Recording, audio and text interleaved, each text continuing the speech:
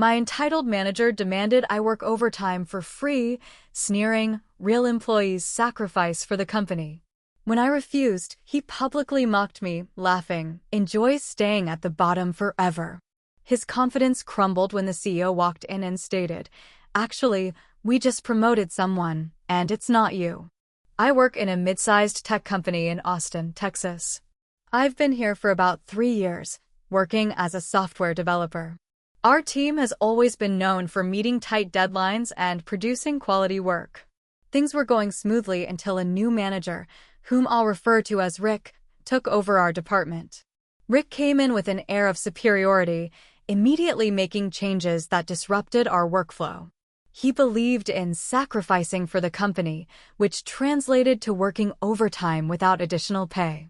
He would often say, "Real employees sacrifice for the company." At first, we tried to adapt, thinking it was a phase.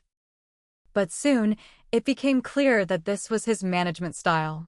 One evening, after already putting in a 10-hour day, Rick called for an impromptu meeting. He demanded that we stay late to work on a project that wasn't due for another week.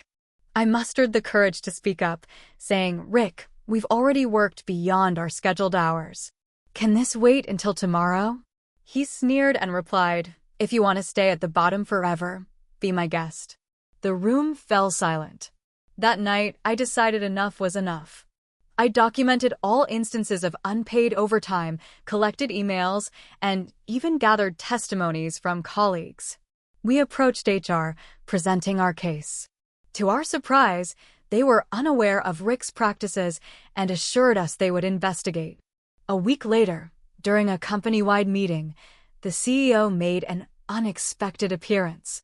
He addressed the concerns raised about unpaid overtime and emphasized the company's commitment to fair labor practices. Then, turning to Rick, he said, "We've decided to promote someone who truly embodies our values." He looked directly at me and announced my promotion to team lead. Rick's face turned pale as the room erupted in applause. Rick was demoted and eventually left the company. Under my leadership, we established clear boundaries regarding work hours and ensured everyone was fairly compensated. Morale improved, and our team's productivity soared. This experience taught me the importance of standing up against unfair practices. It's essential to value oneself and not be afraid to challenge the status quo. Sometimes, taking a stand not only benefits you, but also paves the way for positive change for others. After the CEO left that day, the room stayed quiet. Rick didn't say a word. He just sat down, face blank, eyes staring at the table. A few people whispered, some glanced at me, others just turned back to their screens, pretending to work. I didn't blame them. It had been tense for weeks. But the weird part was, Rick didn't leave immediately.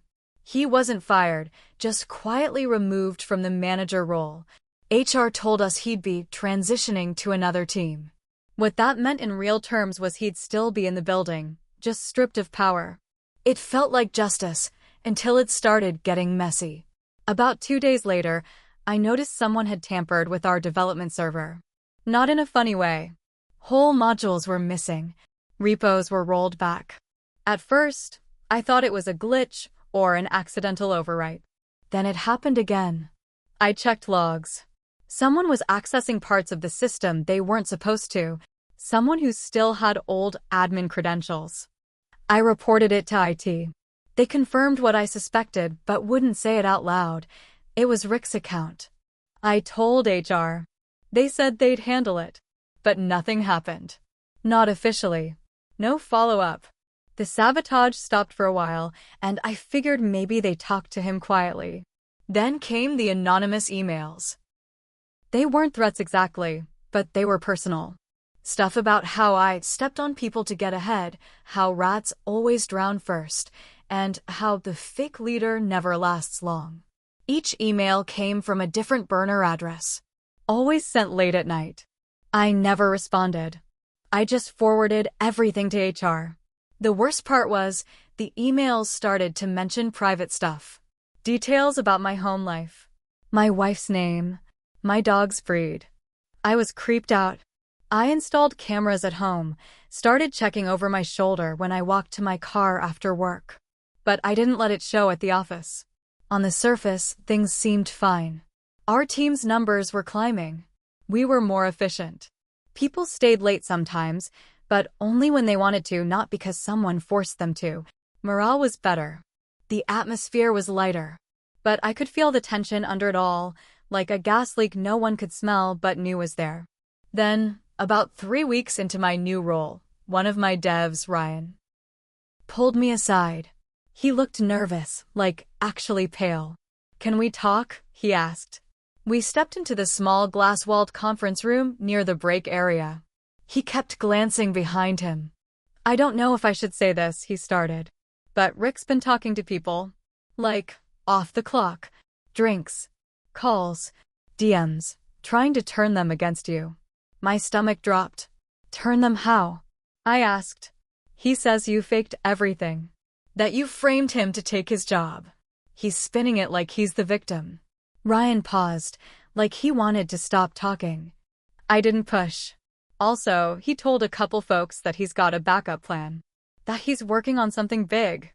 I leaned back in the chair, staring through the glass at the office floor. This wasn't over. Rick wasn't done. And I wasn't safe yet. The next week, things took another weird turn. Our biggest client, an old contract we'd had for years, sent an email saying they were reevaluating their vendor relationship. No warning. No issues on our end. Just cold and sudden. I was pulled into a meeting with our department head and sales. Everyone was tense. This client made up a solid chunk of our revenue. Losing them would hurt. We scrambled to figure out what went wrong. During the call with their account rep, I asked if anything had happened. The guy hesitated, then said, "We were told by someone who claimed to be a former project lead that your new manager, you, pushed through unstable code and mishandled a critical delivery." He said a lot of things, actually. Even offered to consult for us privately. I asked if he had a name. He did. It was Rick. I couldn't even breathe right. I explained, calmly, that Rick was no longer in a leadership position and that I had personally never worked on their module until recently. I offered to send over a full chain log and QA report from the last 6 months. They agreed, but their tone had changed. It was obvious some damage had been done. That night, I stayed late with Ryan and a few others. We pulled logs, verified every build, put together a full breakdown of every single release to that client. Clean. Stable.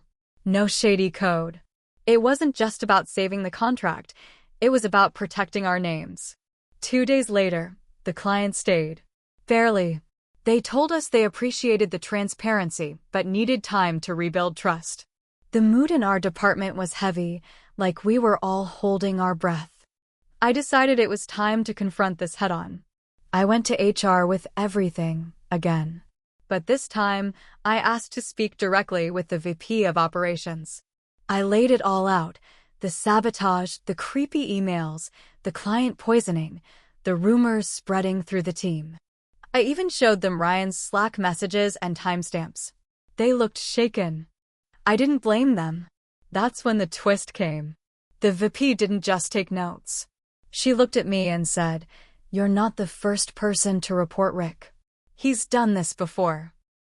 Not exactly the same way, but close. Problem is, he's friends with one of the senior directors. That's why he keeps getting shuffled instead of fired. I just sat there. "So, what do we do?" I asked. She looked tired. "You document everything. Keep your team clean. If he slips up in a way we can prove to legal, we can act. Until then, he's untouchable." Untouchable. The word hit me like a gut punch. Rick wasn't acting alone. He had backup. That explained why he was so bold. He thought he was safe. Maybe he was. Back at my desk, I started noticing odd glances. Some coworkers stopped making eye contact. A few were cold, distant. Rick's poison was spreading. He was turning people against me one at a time.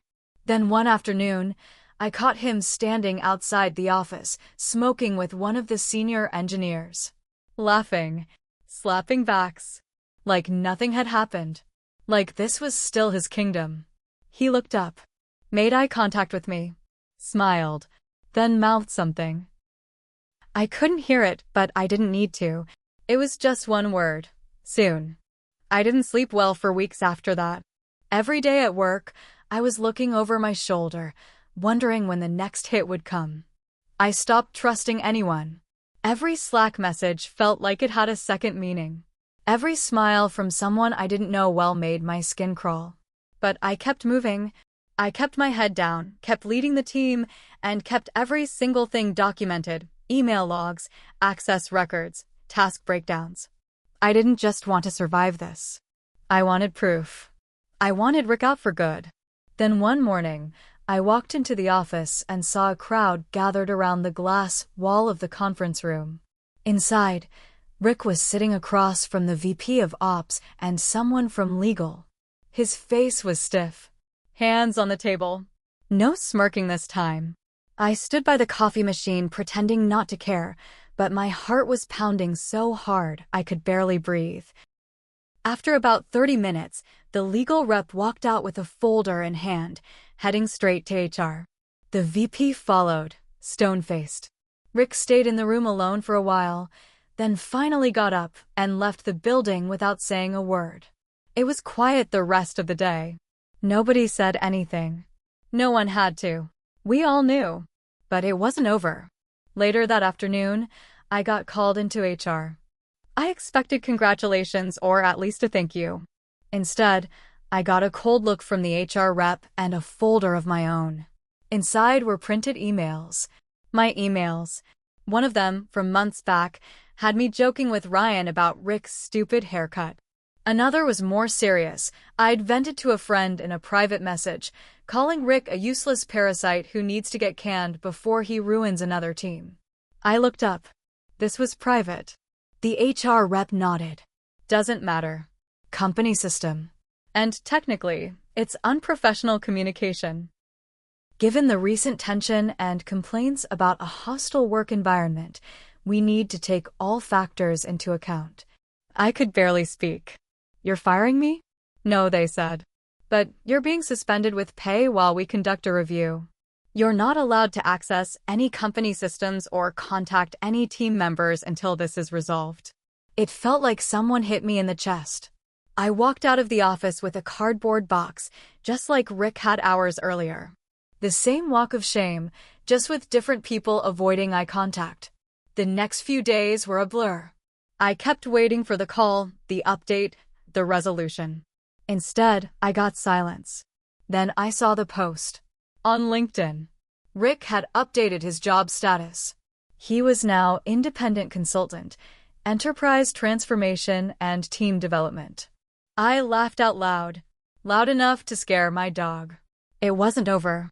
I called Ryan. He answered on the first ring. Did you see it? I asked. Yeah, he said. We need to talk. We met at a diner that night. He looked worse than I remembered, bags under his eyes, twitchy. He told me the whole truth. Rick had been feeding him lies. Promised him a senior role if he helped push me out. Said I was using people, stealing credit, building a case to fire anyone loyal to the old team. Ryan believed it, at least for a while. He gave Rick access to messages. Told him who was loyal to me. Let him read my Slack DMs. He said he didn't mean to betray me that bad, but by the time he realized Rick was lying, it was too late. I'm sorry, he said. I screwed up. I really did. I sat there, nodding. You did. Silence. Then I said, but I have something. He looked up. I pulled out a USB stick and dropped it on the table. Everything. Every log. Every file Rick touched. Every shady email. Even his access to that client's server. I've been backing it all up. Ryan blinked. You're going to HR again? No, I said. I'm going higher. That week, I sent the whole package to the company's board. No filter.